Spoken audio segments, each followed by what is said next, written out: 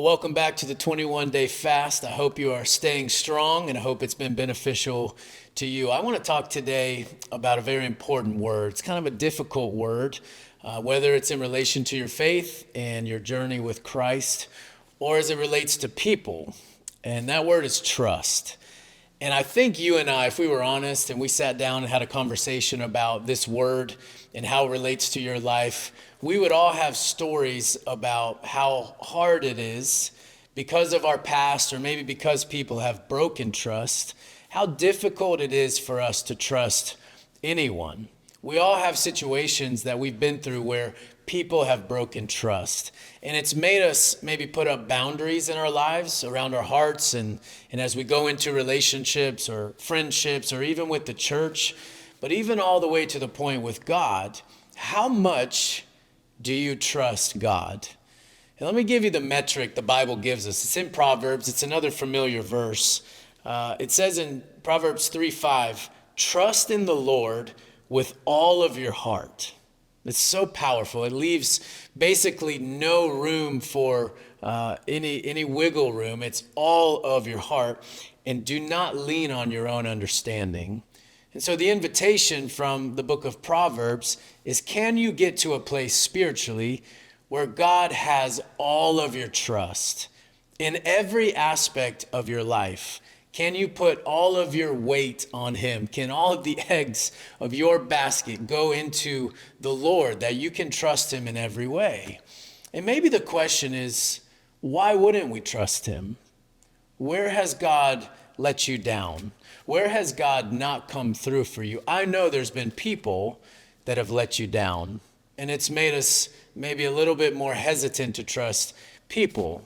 But when you think about God and you think about the story of God, has God earned my trust? And it takes us back to the gospel. Jesus giving his life for us, Jesus laying it all on the line for us, even knowing that not everyone he died for would put their trust in him, but for those of us who believe. I always like to think about this and put it in front of you to think about. If you can trust Christ with your salvation, can you trust him with your marriage? Can you trust him with your children?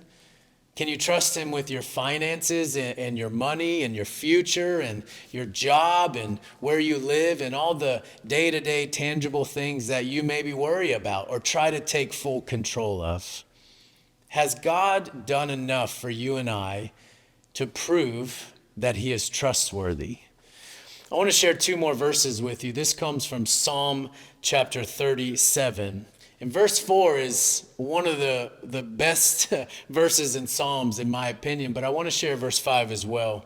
It says, delight yourself in the Lord, and he will give you the desires of your heart. Meaning, when you take delight in him, when he fulfills you, and when he is the source of your worship, he's going to fulfill your desires because your desire is really for him. But he carries on and says, commit your way to the Lord, trust in him, and he will act.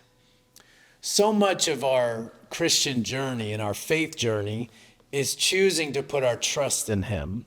It often takes a step of faith and trust in God for you and I to see him work in certain ways.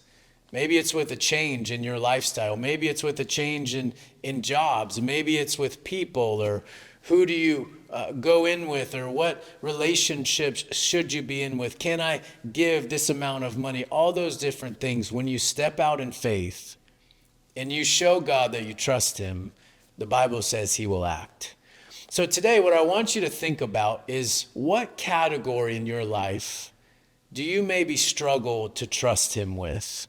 Maybe it's finances.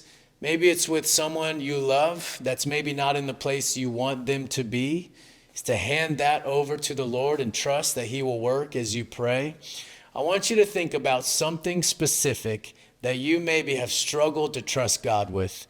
Give it up to him and believe that when you put your trust in him, he will act.